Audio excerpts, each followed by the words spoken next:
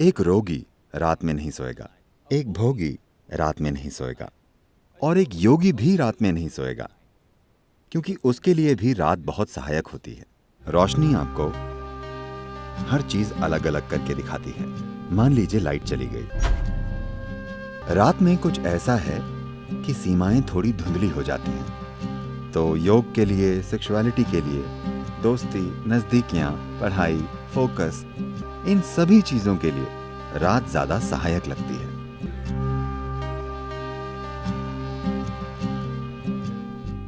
मेरा आपसे सवाल ये है कि ऐसा नहीं है कि मैंने अपने सोने और जागने का समय बदल लिया है और मैं दिन में सोती हूँ।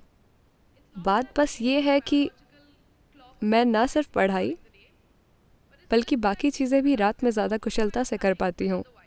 मैं रात में बहुत स्फूर्ति महसूस करती हूँ। इसकी वजह क्या है? धन्यवाद। शायद आप गलत देश में हो।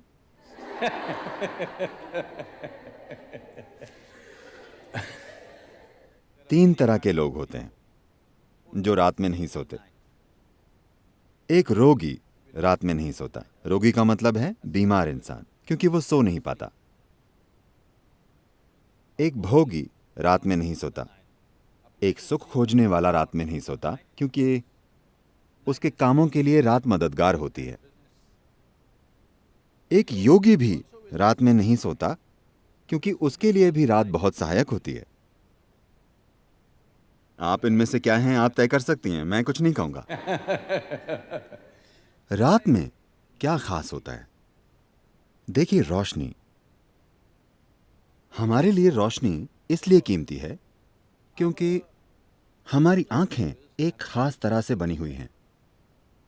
रोशनी आपको हर चीज अलग अलग करके दिखाती है। देखिए, अभी क्योंकि यहां रोशनी है, मैं इस इंसान को, इस इंसान को, इस इंसान को, इस इंसान को देख सकता हूं। मान लीजिए लाइट चली गई और अंधेरा हो गया, मैं बस लोगों के झुंड को देख पाऊंगा। मैं इस इंसान को, इस इंसान को, इस इंसान को नहीं देख पाऊंगा। तो रात में कुछ ऐसा है कि रात में सीमाएं थोड़ी धुंधली हो जाती हैं।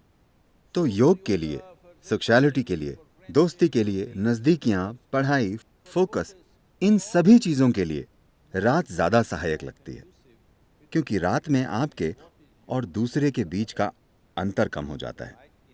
सिर्फ इसलिए क्योंकि हमारी आंखें इस तरह से काम करती हैं।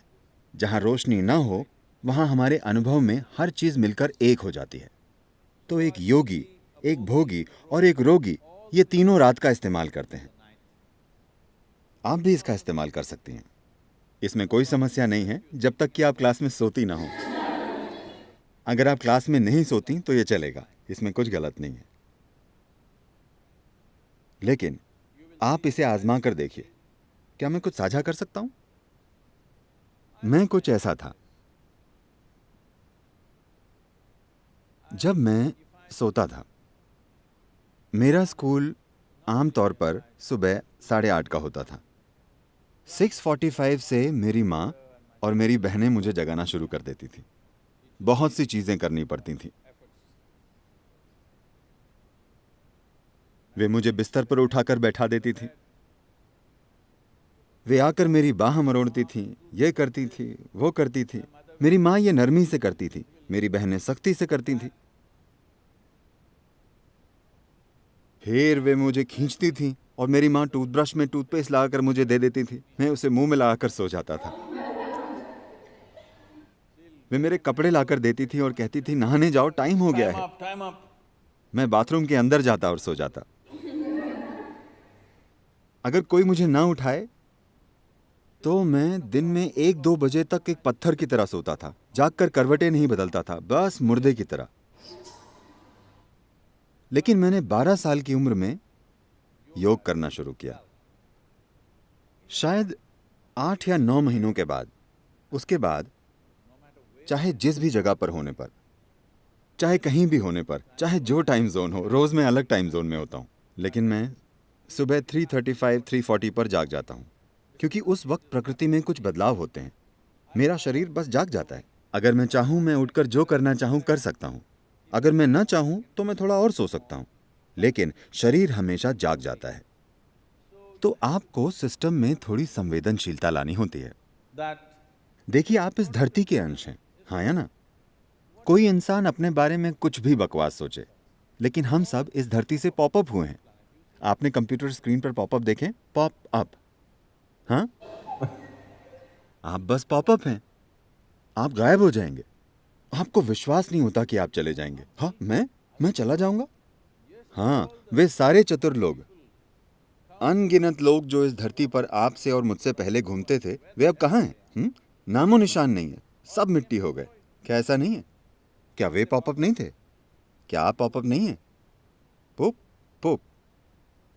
आपको लग सकता है कि आपका जीवन शानदार है वगैरह वगैरह। जहां तक धरती का सवाल है, वो बस अपनी मिट्टी को रिसाइकल कर रही है। आपको उछालती है और फिर वापस खींच लेती है, उछालती है और फिर खींच लेती है। तो इस जरा से पॉपअप में अहम चीज और सबसे अहम चीज ये है कि आप अपने भीतर संवेदनशीलता लाएं। ऐसी संवेदनशीलता कि जीवन का हर आयाम आपके अनुभव में आ जाए। इससे पहले कि आप मर जाएं, क्या यह महत्वपूर्ण नहीं है कि आप इस जीवन को हर संभव स्तर पर अनुभव करें? है ना? हाँ, है ना? अनुभव का मतलब है, लोग सोचते हैं हमें हर दिन पार्टी करना है। नहीं नहीं, एक ही चीज आप कितनी बार करेंगे? इंसान के जीवन में खोजने के लिए बहुत कुछ है।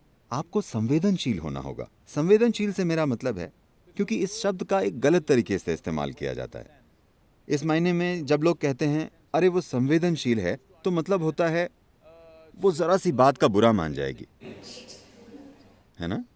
आपके जीवन का संवेदनशील होना और आपके अहम का संवेदनशील होना दो अलग चीजें हैं। जीवन के संवेदनशील होने का मतलब है कि अगर आप इस हॉल में आते हैं तो आप यहाँ मौजूद हर चीज का अनुभव करते हैं। आपसे कुछ नहीं चूकता। अगर आप बाहर जाते हैं तो आप किसी चीज से नहीं चूकते। जीवन के हर आयाम को आपके अनुभव में आना चाहिए।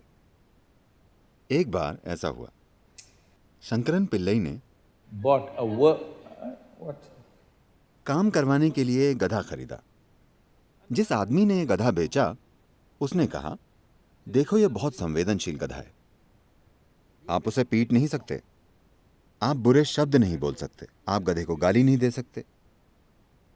शंकरन पिल्लई ने कहा, यह तो बहुत अच्छी बात है। हर दिन इन गधों को पीटते पीटते और गालियां देते देते थक गया हूं। इन गधों से काम कराने के लिए मुझे हर रोज घटिया शब्द बोलने पड़ते हैं।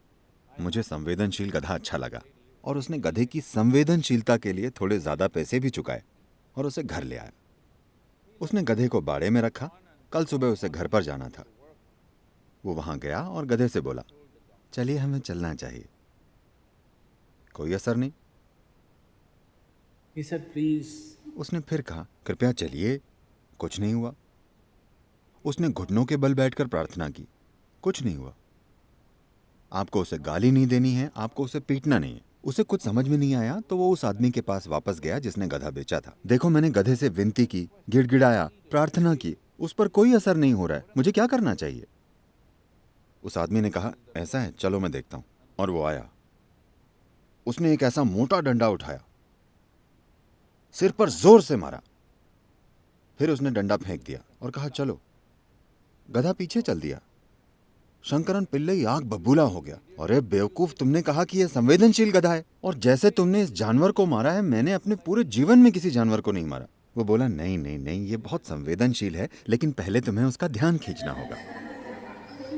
तो संवेदनशीलता विकसित करने का मतलब है कि अगर आप अपनी आंखें बंद करें तो आप जान जाएं कि चांद अभी किस अवस्था में है, क्योंकि ये सब आपके शरीर में हो रहा है। हर दिन ये आपके सिस्टम में जाहिर हो रहा है। Every day it is playing in your system. Do you see if it's a full moon or a new moon, the entire ocean is coming up? क्या आपने ध्यान दिया है कि अगर पूर्णिमा या अमावस्या हो तो पूरा समुद्र उछलता है, ज्वार भाटा आता है ना?